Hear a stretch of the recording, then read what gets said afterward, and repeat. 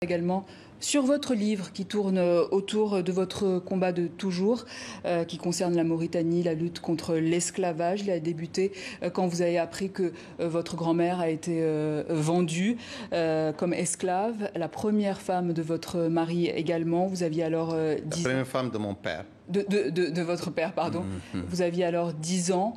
Évidemment, c'est un choc pour vous. Oui, c'était un choc pour moi.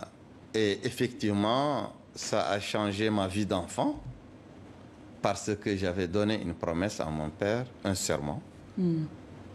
Lorsqu'il me l'a demandé, et il m'avait expliqué qu'il m'a mis à l'école justement pour percer le secret des livres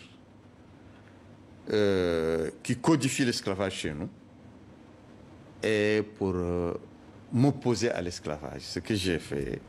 Et je continue à faire jusqu'à maintenant. Ce livre, c'est le Khalil, qui est une sorte de code noir. Racontez-nous. Plusieurs livres, dont le livre de Khalil, qui sont la somme de toute la jurisprudence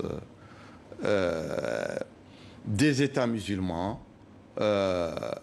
du Moyen-Âge jusqu'à nos jours, et qui sont des livres qui codifient, qui légitiment, et même qui sacralise l'esclavage. Et chez nous, ce livre continue à être en vigueur dans l'enseignement public, dans l'enseignement privé, coranique, oui. Mais aussi, ces livres continuent à être enseignés aux juges, aux officiers de police judiciaire, aux administrateurs, qui sont chargés de dire et d'appliquer la loi chez nous. Je donne un exemple pour qu'on comprenne bien. En fait, dans le Khalil, par exemple, il est écrit que si un musulman libre tue un esclave, il ne sera pas puni pour cet acte. Pour cela, vous avez brûlé le Khalil sur la place publique. Bon, vous avez été emprisonné, pour cela vous avez été torturé, parce que les autorités ont fait croire que vous avez brûlé le Coran, alors qu'il ne s'agit absolument pas de ça. Absolument. En 2012, j'avais fait un acte d'incinération publique, volontaire et symbolique des copies de plusieurs livres qui font partie de la littérature esclavagiste, qui est le livre de chevet des juges, des érudits, chez nous, qui pratiquent, appliquent l'esclavage, mais aussi des maîtres aussi. Ces livres, dans leur passage, légitiment toutes sortes d'atrocités sur les esclaves, si les personnes considérées comme esclaves. Et vous regrettez que le commerce, l'esclavage inter-africain ne soit pas suffisamment remis en cause? C'est ce que vous dénoncez aussi? Oui, l'esclavage, il y a plusieurs esclavages, plusieurs traites. Oui. Il y a la traite occidentale, la traite triangulaire. Il y a la traite arabo-musulmane, transsaharienne. Et il y a la traite interne en Afrique.